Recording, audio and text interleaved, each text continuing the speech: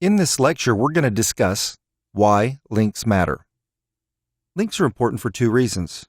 Number one, Google considers a link a vote of confidence from one website to another, and therefore a signal of authority and relevance. Number two, links can send traffic from one website to another. For link building, we're primarily concerned with Google search. Google directs much of the web's traffic, and therefore represents a serious opportunity for websites seeking to improve their online visibility. Traffic flowing through the actual link, known as referral traffic, makes people happy as well, though it's secondary to our first consideration, Google. That's the short explanation. Here comes the longer one. Understanding Google search. Google's search engine core was built upon links. More specifically, treating links as a vote of confidence. The more links a website has, the more influential Google considers that website. The more influential Google considers a website, the more important their own links are. Another way to say that is, the more votes you have from other websites, the more your website's own votes matter. This inherently means that building links from sites with a wealth of links themselves is more worthwhile. This was the founding of Google. They now employ over 200 different signals of varying strength to determine site quality and relevance. And they're certainly not telling us what those 200 different signals are, although we have strong indicators and ideas. Google's search algorithm has changed vastly over the years, but their core remains the same. Links are still the backbone of Google search. But we can't build just any link. Plenty of people have tried to game Google over the years. Subsequently, Google has greatly improved at differentiating between natural links, artificial links, and manipulative links. A large part of the way Google has improved is with major algorithmic updates. Algorithms are the foundation of computer intelligence, basically extremely complex if-then statements that work to detect patterns. Google's major algorithm that deals with links is nicknamed Penguin. Penguin is designed to detect unnatural or manipulative linking patterns and then either devalue the links or even punish the websites involved, decreasing their search visibility. Penguin came out in April 2012 and had a big impact on the SEO industry. Google's search algorithm, which is what automatically returns results when you search, is continuing to grow and evolve at an incredible rate. SEO to remain useful and effective has to match that rate of growth. So in link building, the question of, is this link powerful now? Simply isn't enough.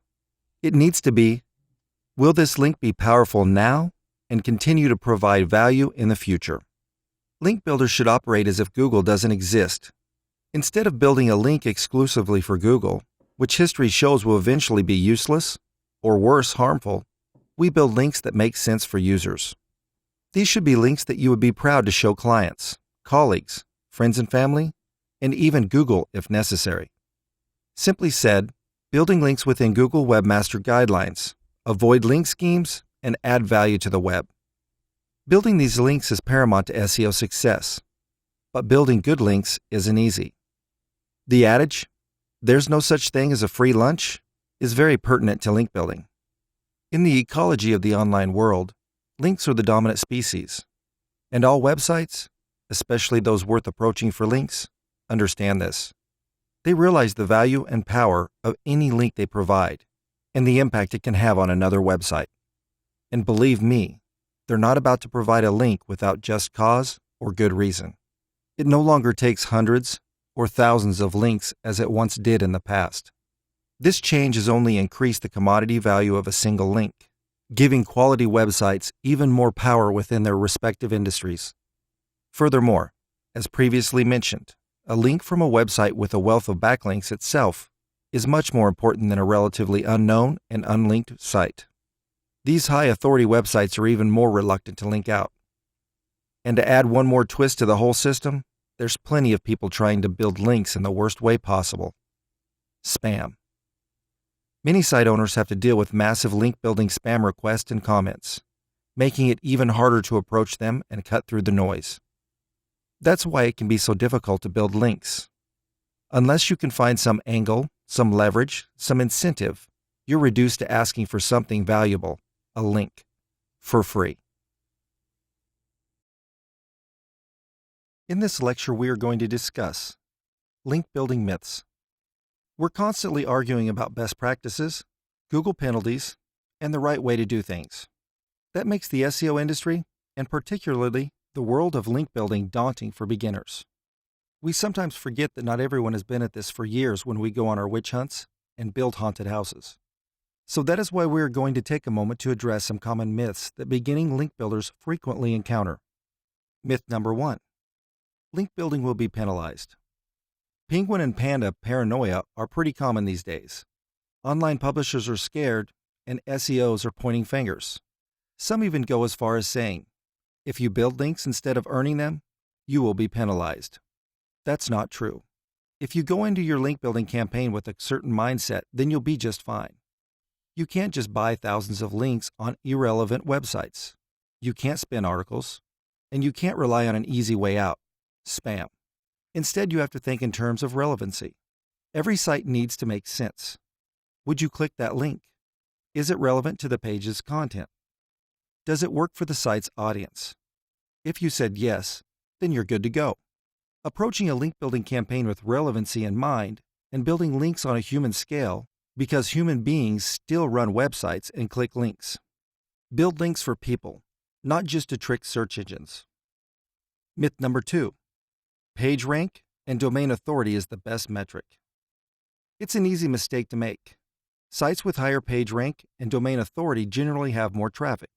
They can pass more link equity, but those are just small pieces of the puzzle. That's not to say that you should ignore PR and DA. If you can get a link on a relevant, high DA site, that's a huge win. But what about a link on a mostly irrelevant, high DA site? I'd say that's worse than getting a relevant link on a low DA site. Low DA and PR sites are often fantastic. Just because a site lacks page rank doesn't mean that it lacks a great community, niche authority, and relevancy. Many smaller sites are the best possible places to get a link to your site. What's more, just because a site isn't a big name today doesn't mean that it won't be tomorrow. Keep your eye on a DA and PR, but relevancy always comes first. Myth number 3. More links is always better. The days of needing thousands of links to rank are gone. Building thousands of spammy links is a sure pathway to a Google penalty. Even if you manually build thousands of somewhat relevant links in a small amount of time, you're going to leave a huge, unnatural footprint, which Google can and will detect. Building 1,000 links that way also takes an unfathomable amount of time and resources. 10 links in the span of a few months is completely attainable, and that amount of links will help boost a good website's rankings and traffic. There are other factors involved, of course, but we've seen it happen many times. Thinking in terms of thousands is dangerous, not to mention overwhelming. In link building, always think quality over quantity. Myth number 4. Links always come naturally to good content. Link earning is a big industry buzzword right now. There's some merit to the notion. Good content can earn links. The problem with the term link earning is that it stigmatizes building links, asking for links, and anything other than sitting back and watching the links roll in. Link earning relies on people naturally finding your content and deciding to link. This means link earning requires a built-in community and audience. With the amount of noise and content produced on the internet, you'll never earn links without this. The reality is, if you're not connected or networked well enough, those links won't just come rolling in. Once you build a certain amount of authority or visibility, those links might roll in naturally. But until then, your excellent resource or well-researched piece of content will just collect dust if you don't go out and actively promote it. So link earning only works for a select few. Otherwise, getting the links you deserve requires active promotion. And there's absolutely nothing wrong with that. Myth number 5. Link building requires content. Link building doesn't always require a blog post, an infographic, or a video. There are plenty of other ways to build relevant links. Sure, your website needs to have good content on it. You need your site to be solid, but you don't always need to produce new content to build a new link. There are always plenty of link building tactics that don't require new content, such as broken link building, link reclamation, brand mentions, help a reporter out, badging, contests, and reviews. If you already have great content or a useful resource, you can easily promote it to influential sites that haven't seen it before. You don't always need to be writing guest posts or churning out infographics. Myth number 6. Link building requires expensive tools and extensive knowledge. There is a plethora of amazing link building tools out there. However, these tools are often quite expensive. If you're operating at an agency level, or if you can afford them, many are more than worth the asking price. If you're just getting started, however, it's unlikely that you have the extra money to spend on expensive tools. The good news is that you don't really need them. Your brain is the only link building tool you really need. You're capable of finding sites, producing content, writing outreach, and building links with just your brain, a computer, an internet connection, and a couple of spreadsheets to track everything. Link building also doesn't require 10 years of industry experience. You can learn everything you need to know, for entry-level link building anyway, from industry blogs or by engaging with other SEOs on Twitter. Ask questions. People are often happy to help. That's not to say you shouldn't learn as much as possible, because learning is essential. You just don't need to hang out on the sidelines for 2 years before you try to build a few links. Use common sense, learn what you can, and avoid anything spammy. Myth number 7. Link building is the only online marketing you need. Link building is great for moving a site to the top of the SERPs. That comes with increased traffic and conversions. Link building is not, however, the only marketing strategy you need. If you have long-term plans for your website, product, or service, then link building is just one part of an integrated marketing plan. To put it another way, you can't just build some links and ignore everything else. There's also social media, traditional outbound marketing, PPC, less traditional inbound marketing methods, conferences, banner ads, and a multitude of other marketing channels to consider. Link building is super effective at improving search traffic, but it can't solve everything. Think of it as a piece of the whole. Starting out as a link builder can be intimidating, but it doesn't have to be. Remember that there are plenty of genuine people who want to help you. Always use common sense and build links on a human scale. In this lecture, we're going to discuss link building tactics and strategies you should avoid. Google is constantly penalizing webmasters who don't follow Google Webmaster Guidelines. So before we get started with building links, let's take a look at these strategies and tactics we should avoid. Number 1. Purchase of links. Buying links is the worst offense you can commit under Google law. Why it's a bad idea? Number 1. It often requires monthly payments, or your link will be removed, making this a potentially expensive strategy. Number 2. It's risky. Google has a firm no questions asked policy against buying links. If you're caught, there's no doubt about a manual penalty, only the severity. Number 3. It's completely manipulative. Both parties are operating with the understanding that Google values links. Number 2. Link networks. Link networks were a real plague in the early days of Google. Shady SEOs would create a group of websites linking back and forth, artificially increasing and passing PageRank. This worked extremely well, giving the owner the ability to immediately point links to any given site. Why it's a bad idea? Number 1. It requires serious time, energy, and commitment to build hundreds of interlinked websites. Number 2. It's a house of cards. No link network is foolproof. A single disgruntled employee, competitor, client, or attempt to sell a link could alert Google to the entire network. And once detected, the entire network would come crumbling down. Number 3. It often lacks relevance. Building hundreds of sites often means a diverse group of websites, which leads to lots of irrelevant links. Number 3. Article marketing. Article marketing involves writing a single article and submitting it to various article database websites, with anywhere between 2 to 3 links within a single 500-word document. This was pure spam, never meant to be seen by human eyes. Why it's a bad idea? Number 1. There's literally zero human value here, meaning your entire intent is to manipulate Google. No human would see these articles, making it a complete waste of time to write anything of any substance or quality. Number 2. It leaves a giant footprint for Google to follow. That this tactic ever worked at all only meant that Google had catching up to do, and we left a trail anyone could follow. Number 4. Article spinning. Article spinning is taking an article and altering it to make it into a new article. This could be done manually or with specially designed software. Typically, this took the form of rearranging paragraphs, replacing words with their synonyms, and other various methods that would make the article appear new. Because plenty of link building strategies require content, This was a great way to quickly produce the content necessary to pursue link building strategies. Why it's a bad idea. Number 1. Article spinning results in unintelligible articles that aren't in any way helpful to humans. Number 2. The point of spinning articles is to create a massive content spike to pursue mass link building. Mass link building is a very bad idea in today's penguin-enforced world. Number 3. Article spinning is all about sacrificing quality to pursue quantity. Number 5. Mass reciprocal links. SEOs have been known to go overboard, specifically spamming a perfectly viable tactic to death, at which point Google is forced to step in and put an end to the chaos. This is what happened to reciprocal links. Reciprocal links are when you link to a company, often in some form of link page, and in return they link back to you in a similar link page. There's nothing wrong on the surface with reciprocal links.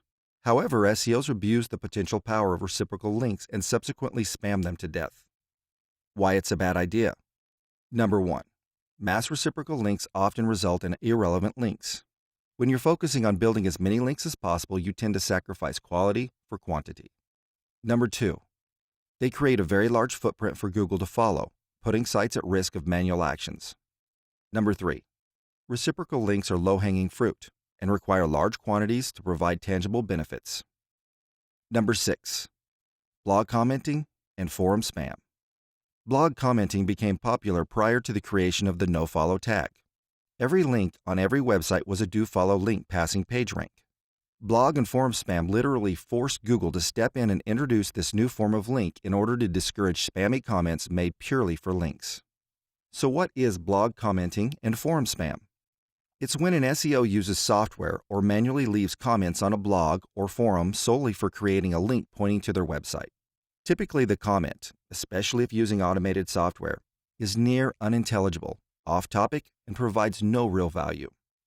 Why it's a bad idea. Number 1. It provides no value and actually detracts from the otherwise valuable content on the web. Number 2. It's disruptive to communities and annoys webmasters who have to deal with mass quantities of spam. Number 3. It provides little to no SEO value. Once again, it's a quantity over quality tactic. Number 7. Mass directory submission.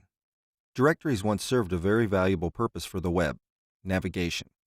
Before search engines were as advanced as they are today, it wasn't uncommon to bookmark a great directory in order to find recommended websites relevant to your interests. With the rise of Google and subsequently the link, SEOs and webmasters alike realized the SEO value of having hundreds of links from every directory imaginable. This led to spammier and spammier directories, and eventually Google was forced to step in again. Why it's a bad idea. Number 1. Irrelevant links. Thousands of directories popped up in a short time span, and they all targeted the same thing: everything. Number 2. Big Google footprint. These directories aren't hard for Google to ferret out. Number 3. Little to no value. Spammy directories aren't and weren't helpful to actual humans. Number 8. Site-wide footer and sidebar links. A briefly popular tactic to increase link power, obtaining a site-wide link in either the footer or sidebar means instead of creating a single link, you create potentially thousands, one for each page on the website. Why it's a bad idea? Number 1. Site-wide links aren't as powerful as they initially appear. The sidebar and footer is the worst place you can have a link. Google doesn't see each link as an individual editorial vote. Number 2. Site-wide links are a red flag for Google. There's nothing like having 1,000 links per domain to leave a nice big footprint for Google to follow and potentially investigate. Number 3. They're very artificial. That they ever worked was because Google was a bit behind the times, and they're more likely to hurt you today than to help. Number 9. Exact match anchor text spam. Exact match anchor text spam is just how it sounds. You go out and build links using only money keywords in the hopes of directly increasing the power of that link for your targeted keyword. It used to work wonders, but with Penguin and subsequent updates, Google became much better at seeing this for the heavy-handed tactic that it is. Why it's a bad idea. Number 1. Once again, it's very easy for Google to spot overuse of this tactic. Simply comparing branded links to exact match anchor text links will quickly highlight who's been using this tactic and who hasn't. Number 2. Typically, you can only really control anchor text on low authority sites. So to pursue this tactic required chasing low quality links. Number 10. Link stuffing, not link building. Link stuffing is exactly how it sounds. Stuffing as many links into a piece of content as you can in order to build a high amount of backlinks. Why it's a bad idea. Number 1. Google actually has diminishing returns on links per page, as well as links per website.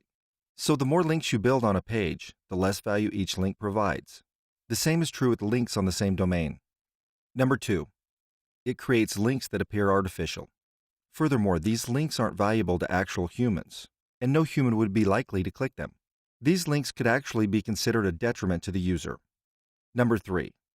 Once again, it creates a fairly recognizable pattern of manipulation, meaning Google can detect it rather easily and dole out punishment. Google's worked hard to improve the search experience and the quality and relevance of their search results. SEOs have worked hard to ensure that our client sites rank well within the SERPs.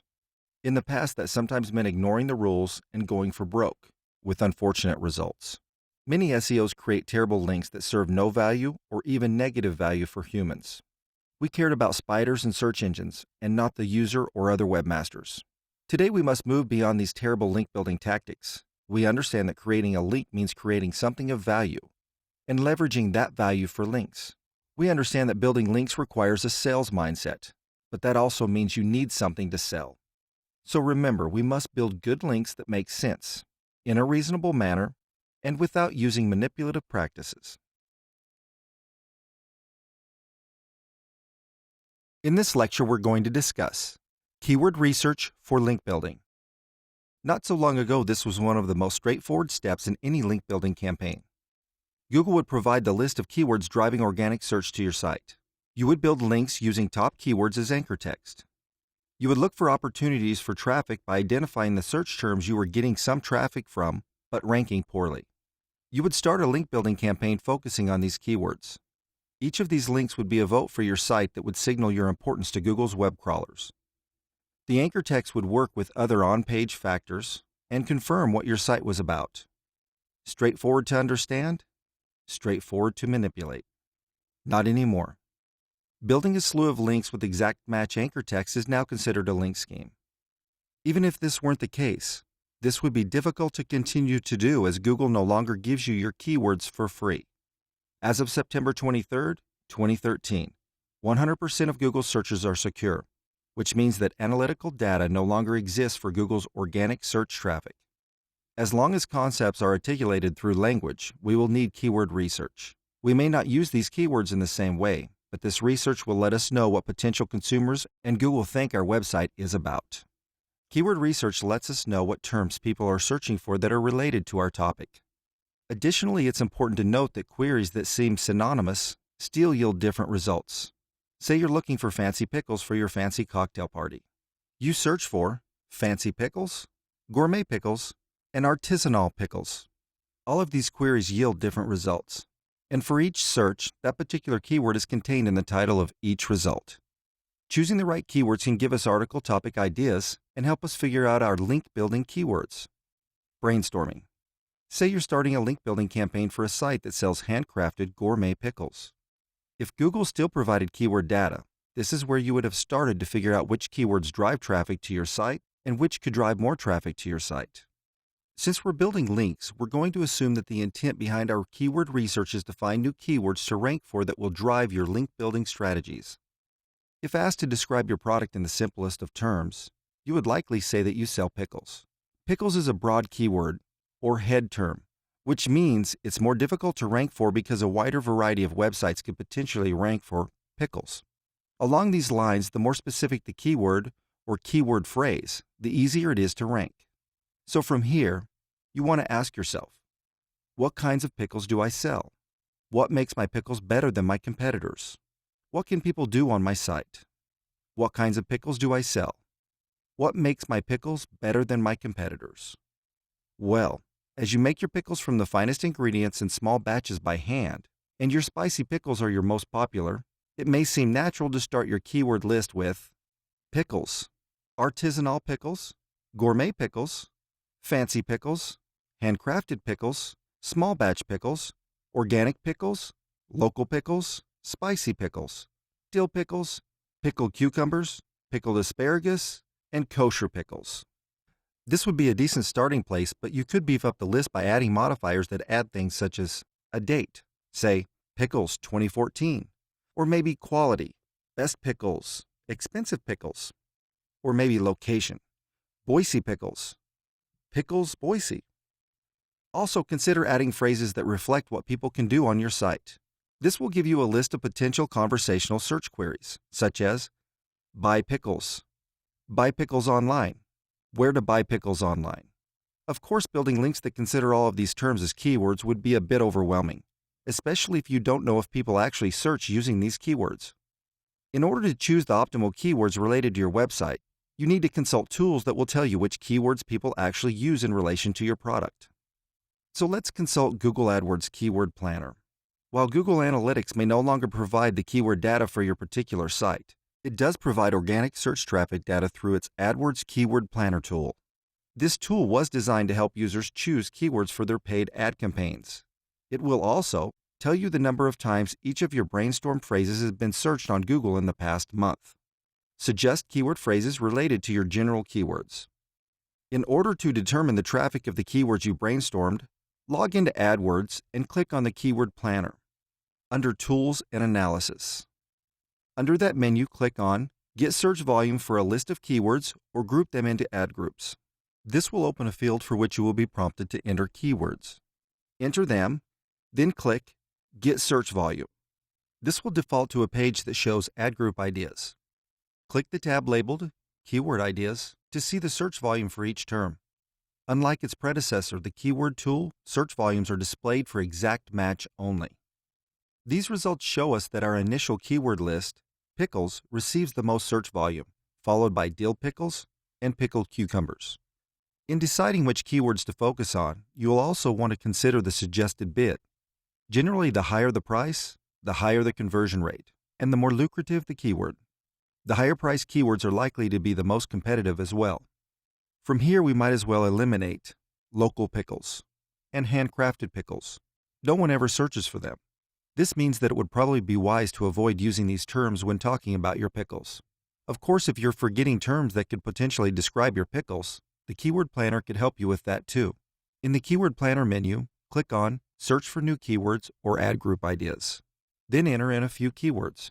As you can see, when I entered pickles, dill pickles, and gourmet pickles, the Keyword Planner suggested a number of keyword phrases I hadn't considered, many of which have a greater search volume than the ones that I had initially written down. If these results suggested anything else, it's that recipes would be a great linkable asset for your hypothetical pickle site. At this point, it's helpful to download these results and create a spreadsheet of all possible keywords. You will want to come back to this after we search for your competitors' keywords using SEMrush. This wouldn't be SEO if we weren't concerned with what words your competitors use, especially if your competitors rank higher than you do in the search engine results page, better known as SERPs. SEMrush provides tools that can give you similar keyword data to the Keyword Planner, but can also give you insight into what keywords your competitors are ranking for in addition to what keywords your site is ranking for. If we search for pickles, Brooklyn, New York, we will find two leading pickle maker sites at the top of the results, McClure's Pickles and Brooklyn Brine. Naturally, since we are hypothetical up-and-coming pickle producers, we will want to rank for the same terms as these sites. We want to see what has worked for them, especially McClure's, as they've managed to rank for pickles. To see what keywords McClure's Pickles currently ranks for, enter their URL into the top search field on your SEMrush dashboard. When you click Search, you will be brought to a page that shows Organic Report for URL, with an option to view the full report. Here you can see that they rank for a number of terms that we hadn't considered.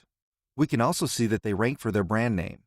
Branded anchor text isn't as frowned upon as other keyword-rich anchor text, and queries that search specifically for your brand name are more likely to turn into conversions because these internet users are simply looking for where they can become your customer. This would be a good time to add any relevant keyword ideas to your spreadsheet. But when does one use pickle? These combined methods give us many keywords to choose from as well as a few ways to sort through them. But as pickles don't exist in a vacuum, it would be wise for us to target keywords, phrases, and concepts that relate to pickles. Kissmetrics has provided a great infographic on targeting the right keywords. Their target suggests that while brand terms, product terms, and competitor terms are more likely to lead to a conversion, It is wise to consider substitute product terms such as relish and olives, complementary product terms such as hamburgers and Bloody Marys, and audience terms like cocktail garnishes and spicy foods. The outermost terms on the target will actually be the most helpful when determining your link building keywords. The next challenge is narrowing down which of these keywords to focus on and pinning down the most effective keywords to use for your link building anchor text. In this lecture, we're going to discuss anchor text diversity. For a long time, keyword-rich anchor text was the link building way. If you wanted to rank, you picked the keywords or words you wanted to rank for and then used one of those keywords as the link for every or nearly every link you built. Let's use an example, cookingwithspam.com. A large percentage of your inbound links would have looked like spam recipes, spam meals, or maybe even spam specialties. Google now clearly interprets exact match anchor text of this nature as an attempt to manipulate its algorithm. Many webmaster tool warnings due to unnatural links are really just a cause of anchor text. This doesn't mean that you can't have any keyword-rich anchor text out there. It can be argued that you should in fact still have some links out there that use such text. The important word in the previous sentence is some. It's all a matter of amount. It's relatively easy to avoid. There are so many different ways to place anchor text. Let's use our friends at Majestic SEO as an example. They created an infographic that details how Majestic SEO works. The natural place to put their link would be as a caption at the bottom, giving them credit for putting the infographic together. Some examples of anchor text would be infographic courtesy of Majestic SEO. Majestic SEO would be an example of branded anchor text. Another example, for more information, click here. Click here would be considered white noise anchor text. And a final example, how Majestic SEO works. Bring SEO to small businesses. Bring SEO to small businesses would be an example of long-tailed anchor text. In some regards, the anchor text you use is just as significant to your link as the site it is published on. Not only will anchor text help determine the value of your links, but it will also shape how your backlink portfolio looks to Google. If you're not staying on top of anchor text best practices, the links you build could appear unnatural to Google and result in your site being penalized. In the early stages of linking, most sites would simply link with an exact URL as the anchor text. For example, a link to Page 1 Power may look like this. Let's get an example of what not to do. I'm going to use a simple affiliate website. Someone has tried to use manipulative tactics to rank. What we're going to do is we're going to take this and we're going to plug it into Majestic SEO. As you can see, I've already done that. We're looking at the root domain. What we're going to do is we're going to slide down here and take a look at the anchor text. Over here on the right, you can actually see the anchor text. I find it's a little easier though to use the pie chart. You can just hover over it. As you can see, the anchor text here is Somonabolic Muscle Maximizer. It makes up 43% of the links. Down here we can see Muscle Maximizer, anchor text, taking up 14% of the text. I don't think I really need to go much further because it's pretty obvious that they're misusing anchor text here. Almost all of it is branded anchor text. The use of tactics such as this to try and game the system has resulted in Google making updates to their algorithm that punished sites using this tactic. Most notably, the Penguin update heavily penalized sites with large percentages of exact match anchor text and formed the strategies people use today. It has become clear what types of anchor text strategies should be pursued and which should be avoided. Exact match anchor text should be used sparingly and should only make up a small percentage of your backlink portfolio. The rest of your portfolio should consist of a combination of things.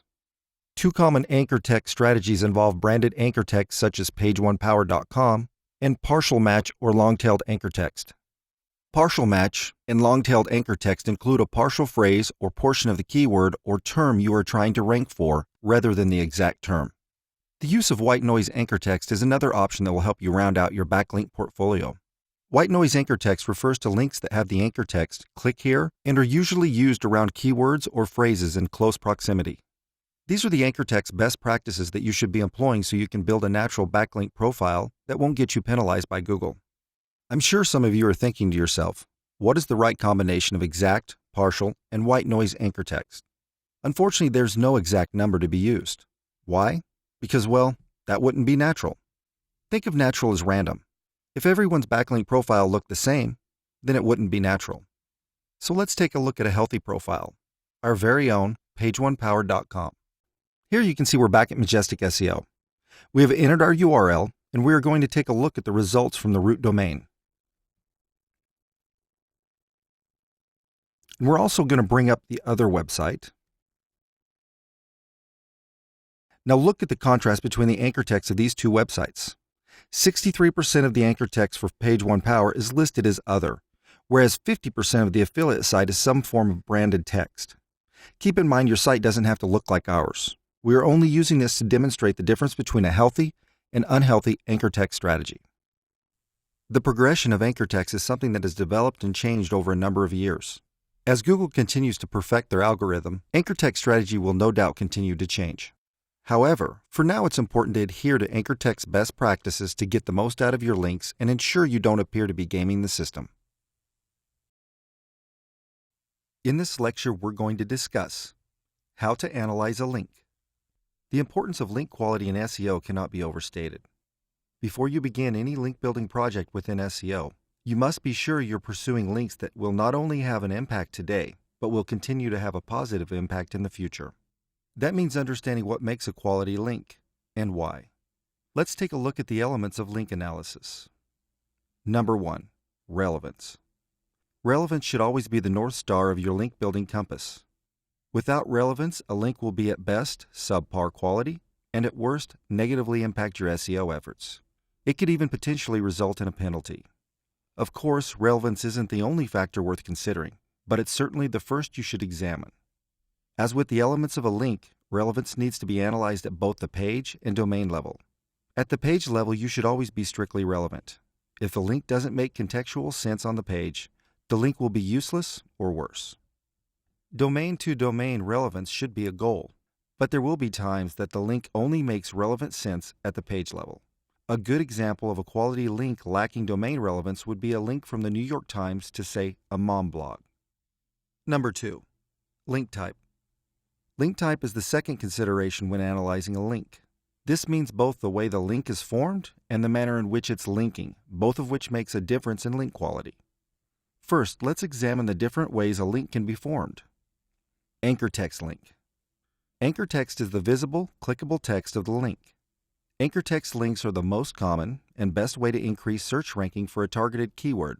But remember, Penguin will punish over-optimization. The words used as anchor text can include branded, keyword-rich, partial branded, and long tail. Variety is extremely important in organic link building. Naked URL link.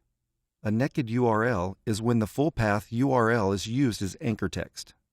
Here is an example of a naked URL. These are a very natural way to link, although not as powerful as an anchor text link. Citation link. Citation links are the condensed version of a naked URL. An example would be page1power.com. Citation links tend to be more powerful if your web address is the same as your brand name. Image link. An image link is when an image is used as the link. In other words, clicking the image takes you to a new page. These are good for link diversity, as long as the alt attribute tag is properly utilized.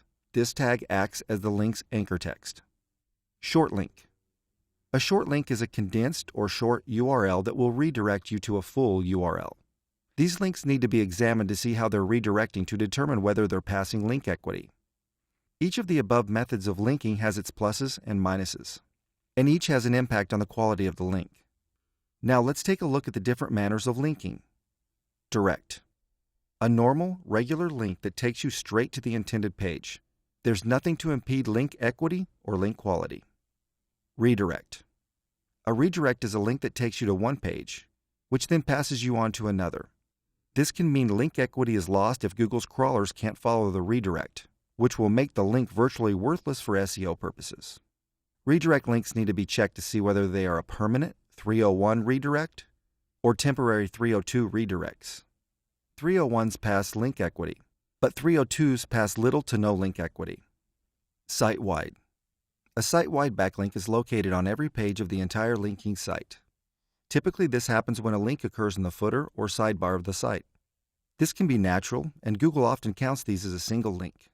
In some cases, Google may red flag site-wide links, especially if it's a pattern. JavaScript. Oftentimes, JavaScript is used to create drop-down, fly-out, or mega menus on a site. These are often SEO friendly, but it all depends on how they are coded. Nofollow. Nofollow is an HTML tag which tells Google crawlers to ignore the link. This means the site owner chose not to pass link equity. Google advises using nofollow tag for paid links or links to websites you don't specifically trust. There are different arguments about whether or not these have any value, as Google is vague about how they treat them. A few nofollow links are very natural within a site's backlink profile. The goal here is to build natural links. You want a variety of naked URL, citation, image, and anchor text links. Variety within anchor text links themselves is essential as well. You should be using a mix of branded terms, partial branded terms, long-tail keywords, exact match keywords, and synonyms. As far as a method of linking, you should always strive for direct. Keep an eye on site-wide, redirects, and JavaScript, and be aware of their potential to diminish or hurt your SEO efforts. Number 3, authority. Authority is the next metric you'll need to measure in order to determine link quality. This was overvalued in the past, often being placed above relevance. In today's link building world, authority is still an important link metric, but if the link isn't relevant or the link is created in a poor manner, then authority won't be enough to move the needle. Authority can be measured in a variety of ways depending on personal preference. There's the page rank toolbar, which I don't recommend as Google only updates it periodically. As you can see, it has our own site, pageonepower.com, at a page rank of 5. Then there's the toolbar from Moz, which includes the metrics domain authority, page authority, and Moz rank. I found this to be the most convenient tool to use as it's lightweight, accurate, and free. Regardless of how you decide to determine authority, keep in mind that it's more of a quality check than a determining factor. You want to meet minimum thresholds, not chase the purple dragon of high authority. For link quality, we've had much better results acquiring natural links from high relevant niche sites than chasing after a link from the New York Times. Make sure to check the authority of the page and the domain, as both will impact link quality. And don't rely on toolbars to tell you a site's quality either. Check traffic levels with SEMrush. Check out social media engagement and blog comments. Check for signs of actual life on the site and the quality of engagement. Number 4, location. The location of the link on the page is the next factor in link analysis. Where the link is located plays a role in how much link equity is passed. Here's a sliding scale of link placement, from best to worst. Number 1, in content. Number 2, boxed out of content, such as an author bio box. Number 3, sidebar. Number 4, footer. Now obviously, you can't control link placement. In fact, it's far better to have a link make contextual sense than to be shoehorned in to increase link equity. But for understanding and analyzing links, keep in mind that the location of the link does affect the link's overall quality. Number 5, smell test. SEO is in some ways an art as much as it is a science. When analyzing a link, it's important to look beyond link metrics. The site as a whole needs at least a quick quality analysis. One thing I've learned from doing thousands of quick site analysis is don't be afraid to listen to your instincts. In link building, I refer to this as the smell test. Our noses know when a site stinks, sometimes even before we can logically determine it. More specifically, here's what I typically look at when performing a quick and dirty smell test. Other outbound links on the page and even domain. Content quality, both page and domain. Website or brand information. Contact information. Date and frequency of blog post if there is a blog. Basically, scan through the site with a critical eye. Do they have a blog? Is it up to date? How's the content quality? Do they have an in-depth about page? Are they linking out to irrelevant sites? Do they have an address in the contact page? What about a phone number? Who runs the site? What's their background? All of these questions will separate the wheat from the chaff, a real website from a thinly veiled spam site. Once again, this is to make sure your link isn't in a bad link neighborhood. Check the site for quality practices outside of link metrics. Spend enough time scouring the web and you'll develop a keen sense of site quality quickly. Putting it all together. The point of breaking down and analyzing a link is to better understand a strong link versus a weak link, and what separates the two. If you're worried about a link, simply check page and domain relevance, link type, site authority, link placement, website smell test. By the end, you'll have a better understanding of the value of the link, not to mention an idea of the quality of the linking website. The goal should be links on sites that make sense, which will continue to have a positive, ongoing impact on your SEO efforts. In this lecture, we're going to discuss how to conduct a backlink analysis. Being able to perform a thorough backlink analysis is a fundamental element of any link building campaign and can help you develop your fundamental knowledge of links, link building strategies, and link quality. What are the elements of a thorough backlink analysis? Number 1, total number of links. Number 2, number of unique domains. Number 3, linking domains versus total links. Number 4, anchor text usage and variance. Number 5, fresh and incoming links. Number 6, page performance. And number 7, link quality. The importance of link portfolios. A link portfolio profile is a fancy way of saying all the sites currently linking to your site. Links matter, big time, so when you run a backlink analysis on a site, whether it's your own or a competitor's, you're looking at the websites linking to that website, in what manner and to what page. And since we understand Google's algorithmic reliance on links, we know that a website's ability to rank in Google is largely dependent on the websites linking to it. So before you can even begin to consider a link building campaign, you need to understand the site's current link portfolio. There are a variety of tools to help you along this path. Majestic SEO, Open Site Explorer from Moz, Raven Tools, Ahrefs, SEO Spyglass, and Cognitive SEO. All of these tools will do the job properly, and choosing one mainly comes down to a matter of preference. If possible, I would recommend using 2 or more of these tools to ensure you're getting as much information as possible. Currently, I use Majestic SEO, so the walkthrough will be based largely on the use of this tool. Getting started. To start, you simply go to your chosen tool's website and plug in the target website's URL. This will immediately take you to an overview page, in which the target's website's backlinks are summarized in full. If this is your first time ever using a backlink explorer, I highly recommend you take 30 minutes to an hour and simply click around and familiarize yourself with the various tabs. The first piece of data you should look at is the site's total number of links. You'll see the total amount of links listed on the left side inside the red box labeled External Backlinks. Understanding total link count is a good start to understanding how competitive a website is currently, but it's easy to spam a high link count with tactics such as site-wide links, article directories, and blog comments. So total links definitely doesn't correlate to a strong link profile or high rankings. The next step, which helps understand link quality, is to check the number of linking domains as well. See the red outline box in the screenshot. Unique domains. Unique domains are typically a better metric than link count, since multiple links from the same domain are typically considered to have a drop-off value, and can even be a red flag to Google that something is wrong.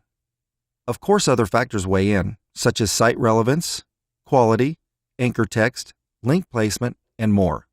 Still, looking at top-level metrics, you want to ensure you're analyzing linking domains as well as total links. Linking domains versus total links. Linking domains versus total links is done by simply comparing the 2 numbers we've taken a look at so far. If you have thousands upon thousands of links per linking domain, that could definitely be a red flag for an unnatural link portfolio. The goal should be to have as even a ratio as possible when comparing unique domains versus total links.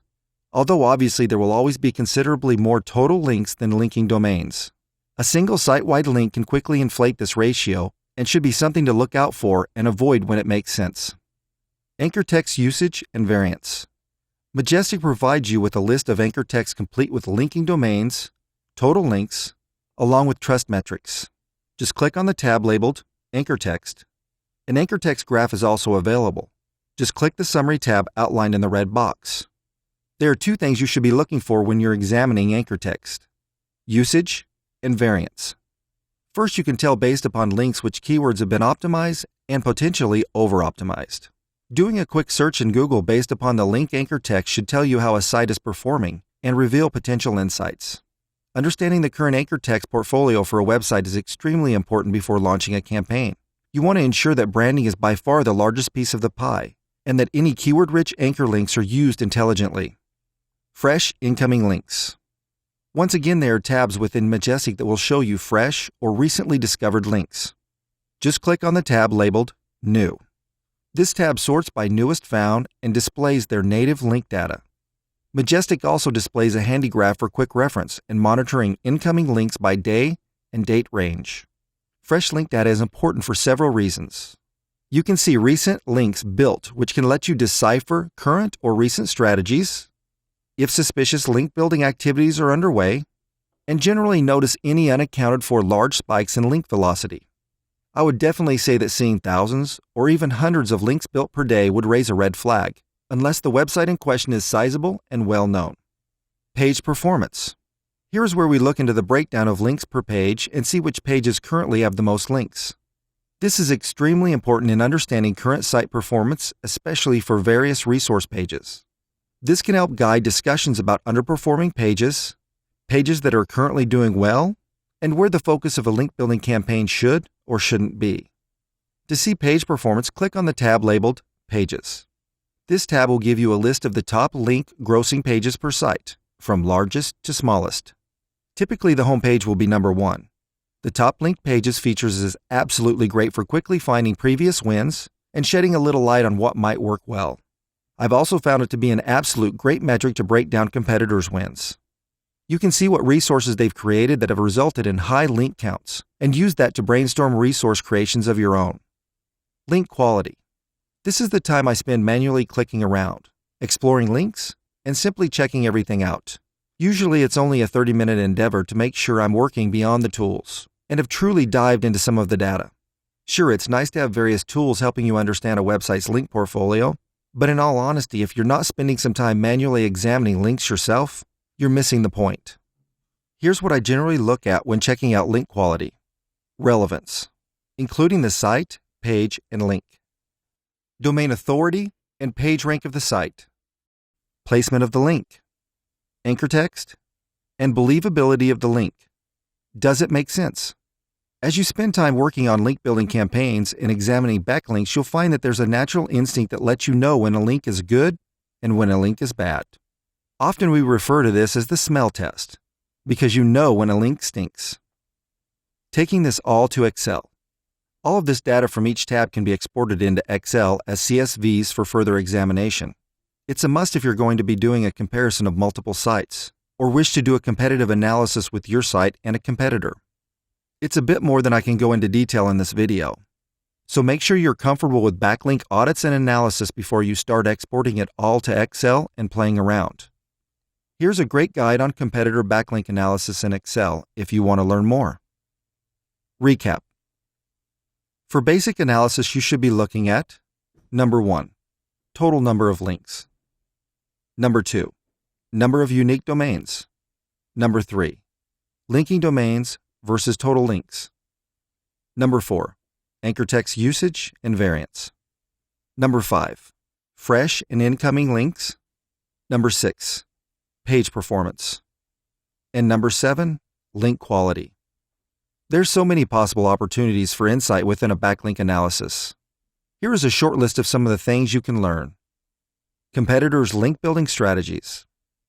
Competitors' top performing resources. Underutilized link opportunities within your own site. Viable link strategies within your industry. Over-optimized anchor text, and links that need to be removed. In this lecture, we're going to discuss how to analyze a competitor's backlinks. No link building campaign would be complete or even truly begun without a competitor's backlink analysis. I would caution focusing solely on competitors, however. I strongly believe the best link building tool in the world is human creativity. Be selective in the links you pursue. Just because a competitor is outranking you and has the link doesn't mean the link is inherently good. More than likely, competitors who are currently outranking you will have plenty of links that you should actually avoid. Step 1. Determining competitors.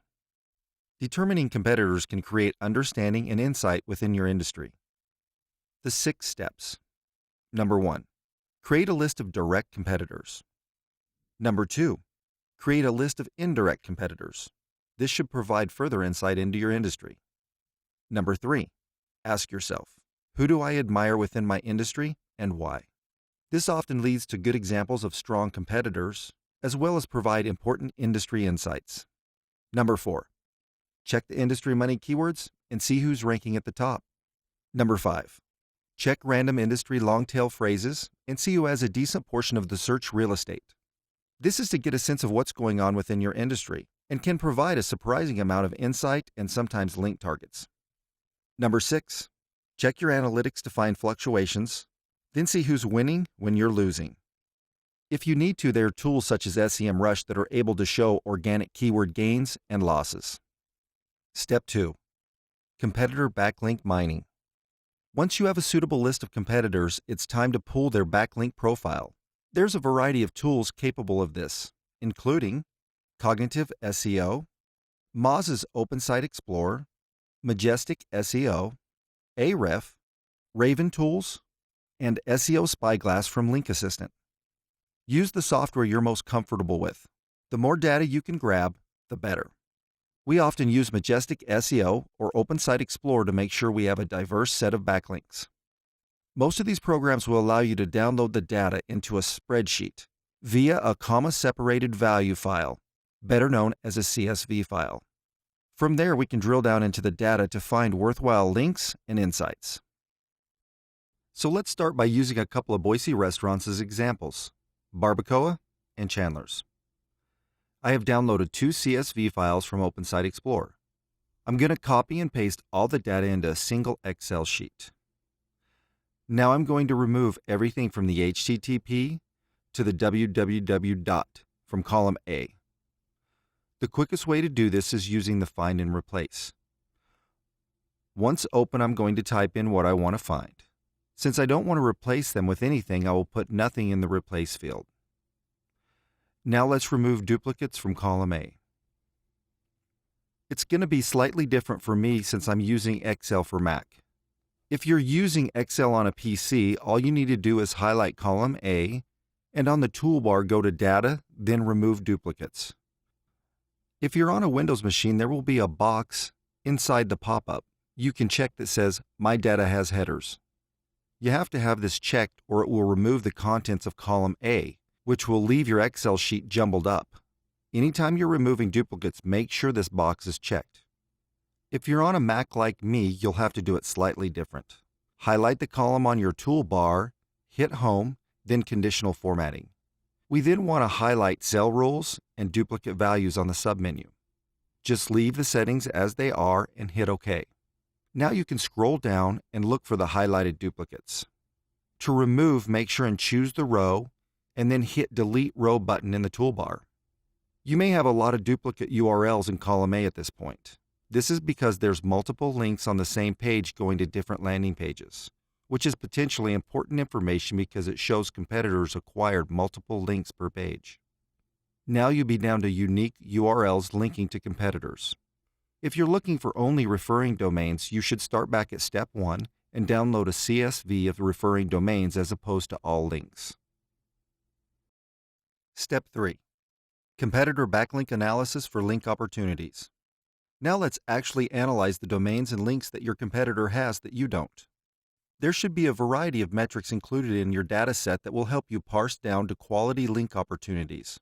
A few we often look at: domain authority, page authority, source citation flow, page rank, top-level domain, number of links from the site. Although these won't often tell the full story of each link, it should give you a quick filter of which links are worth pursuing. Step 4. Quick takeaways. So now you have a list of quality links your competitor has, but you don't. That should help create an actionable plan of solid links worth pursuing at the launch of your link building campaign. Before you move beyond research, there are still a few vital steps left. First, head back to your backlink tool of choice and plug in your competitor's URL. Now ask yourself, what is their anchor text diversity? How many unique linking domains do they have? How many links per domain? What is their anchor text usage and variance? What type of sites are linking? What types of links are most prevalent? What pages are performing exceptionally well? And how does my backlink portfolio compare? Ask the interesting questions that will lead to an understanding of your competitor's backlink portfolio. Link building is as much an art as it is a science, and with enough experience, you should develop a sense of intuition. Oftentimes, it takes a lot of sifting to find the good links. In the industry, there's something we call the smell test. Essentially, you know when a link stinks. If the link seems fishy, it probably is. Step 5. Determine competitor strategies. At this point, you should be pretty well versed not only in your competitors, but the industry as well. You should be able to understand where the links are coming from and how they're obtained. You should even have a list of links already secured by competitors, which have the potential of resulting in a quick win. This is the time to consider the different link building strategies your competitors are using and what would work well in conjunction with your site. And once you've decided what can work, it's time to take a moment and think. This is the point of this deep research, to deeply understand the industry, the interconnected links, and the strategies used. To understand on a subconscious level of how your competitors are functioning, and then let creative ideas flow. Take this deep understanding and brainstorm. See what comes to the surface. It's time to not just build links based on your competitors. It's time to build links with your competitors and beyond. Link building starts with link prospecting. Link prospecting is the process of finding relevant sites and then performing basic quality assurance on those sites. Once you're certain the sites are worthwhile, all that's left is building the link. Outreach is often referred to as the most important stage of link building. Real links require real people, which means that you need the ability to create solid and personalized outreach. With low-quality outreach, building real links borders on impossible. But even if your standards and outreach abilities are exceptionally high, there's little point if you're targeting the wrong sites. That's why link prospecting exists, to ensure your link building targets the most optimal sites. Think of it this way. The Allstate insurance advertising campaign centered on the character of Mayhem has been enormously successful. The commercials are humorous, but more importantly make the point of how essential their product is to consumers. Yet even though the commercials are so effective, the campaign wouldn't be nearly as successful if Allstate placed those ads on the Nickelodeon show Yo Gabba Gabba instead of Sunday Night Football.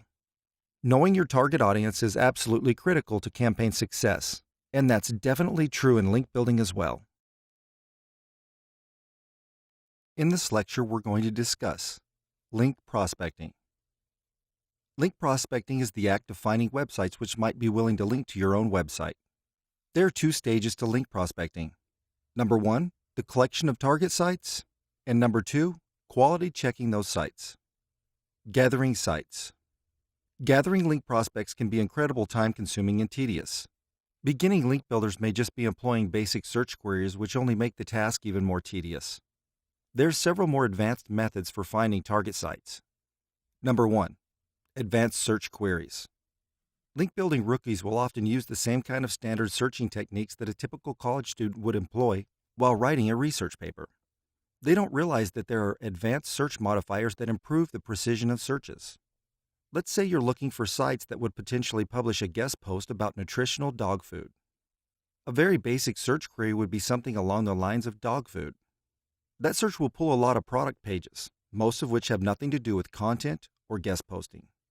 However, a good search query would be something like, this not only provides a slew of relevant sites, but sites that will likely accept guest posts as well.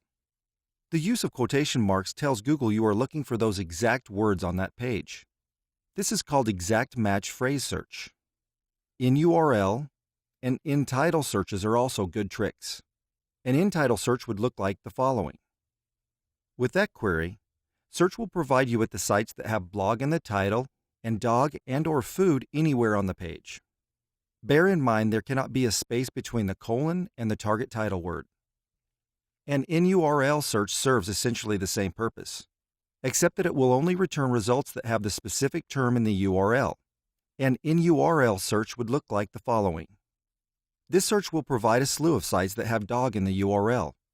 The same spacing rule applies. Number 2, competitor backlink reports. Emulating your competitor is a common practice in link building. This might seem counterintuitive to some, but think about it. If your competitor is beating you, that probably means your competitor has a few key links you don't have. Researching their backlink portfolio and using that as a guide to the links you should be building should help you catch up to that competitor. Rather than doing a manual search to find your competitor, it's easy to pull a fairly comprehensive tally of your competitors' backlinks. There's several different tools you can use: SEMrush, Open Site Explorer, Ahrefs, SEO Spyglass, Raven Tools, and Majestic Site Explorer. These tools will offer a healthy sample of the backlinks your competitor has built, along with the data such as anchor text usage, date of indexing, and authority metrics, all of which can help filter the good links from the bad. Sifting through all of the links might be intimidating, but the rewards will make it worthwhile. Number 3, social media. Many users think of social media platforms as simply a place to share memes and videos of cats playing the piano. SEOs have come to know these various platforms as highly valuable sources for link prospecting. Almost every influential webmaster has accounts on Twitter and Google+. If that webmaster doesn't have social media accounts, their influence should be called into question. One of the lesser-known features on Twitter is the list feature. Many Twitter users create lists for bigwigs and authority voices within a given niche. The list feature was made by Twitter so users had a one-stop shop of other users to follow.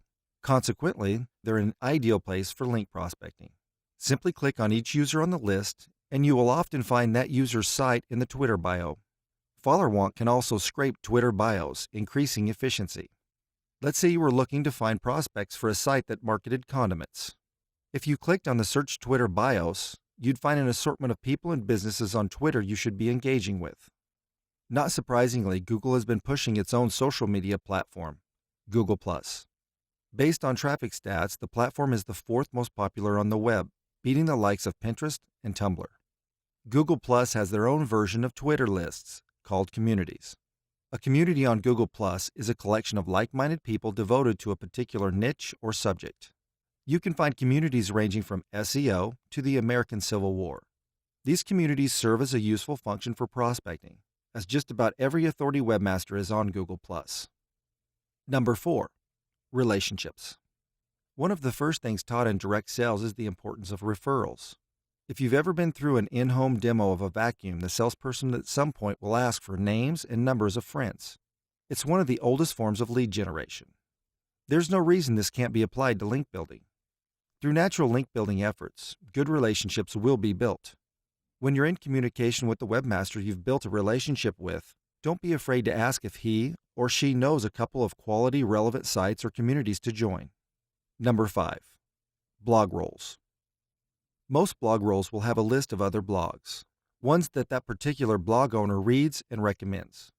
Ordinarily, this list will be found in a sidebar. This list of sites is known as a blog role. Typically, the blog role will only feature the links that are within the niche the blogger lives in. If it doesn't, chances are you should nix that blog.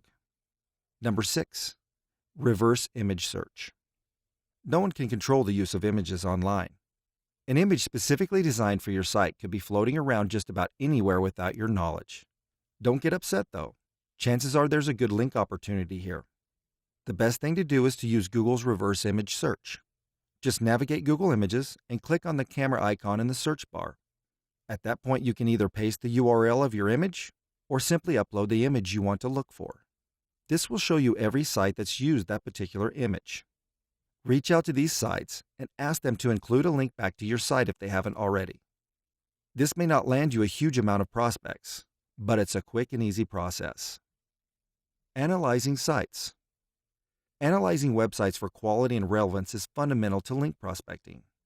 Commonly, link builders will compile a significant number of sites into a target list after giving each site a brief glance for relevancy.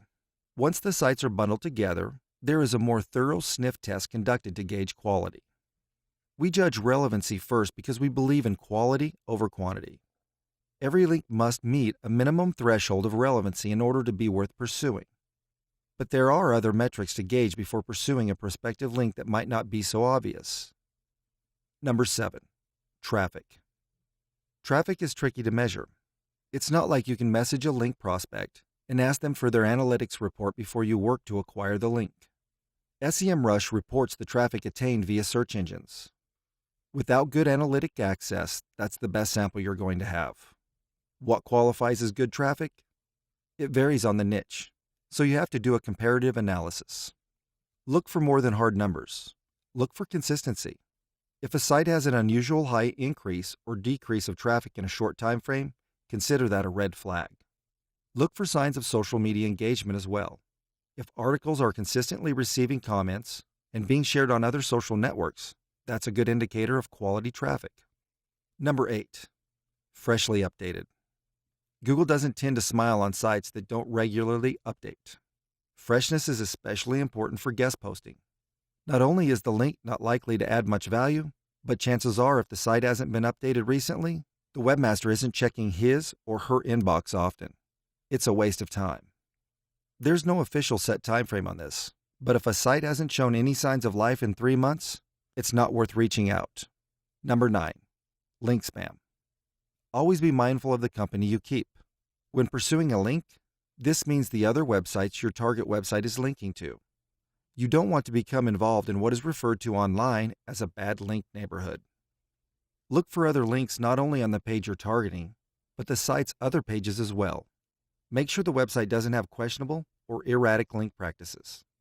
If you come across a page that looks like the one above, chances are it's a link farm, something you don't want your site to be associated with. Number 10. Authority. Domain authority is generally the industry standard for measuring the authority of a site.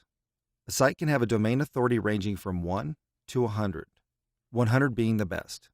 The metric is intended to be a prognosticator of how a domain will perform in the SERPs. Because there are several influencing factors that go into determining the SERPs, domain authority is set up to have several influencing factors as well. The domain authority threshold is up to the individual SEO, but most would agree anything below 20 should go in the Do Not Target list. SEO Quake is another useful tool to determine authority. The toolbar extension displays PageRank, Alexa, and other SEO parameters. Recap. Finding the right targets for a link building campaign takes a lot of effort. You'll need to use a variety of advanced link prospecting methods to find the best opportunities and websites available. And don't forget to run quality assurance before pursuing a link opportunity. If you utilize the ideas and tools outlined in this course, you will be light years ahead of everyone else. So far, we've been talking about building links. You know you need them to get to the first page. But if you want to stay there, you're going to need more than links. If Googlebot discovers your website is slow, has garbage content, poor design, duplicate pages, and just lacks overall SEO, no link is going to be able to help. If your site isn't in order, you will find it almost impossible to get a link with any value. Does your site really deserve to rank on the first page of Google? How do you know when you're really finally ready for link building? In the next and final lecture, you will find a downloadable checklist to complete before you consider building your first links. It contains a checklist of on-page SEO factors and a few other tactics that should be implemented on your site before you start building links. Link building is arguably the most important factor in SERPs, but if your site isn't in order, then it really is pointless.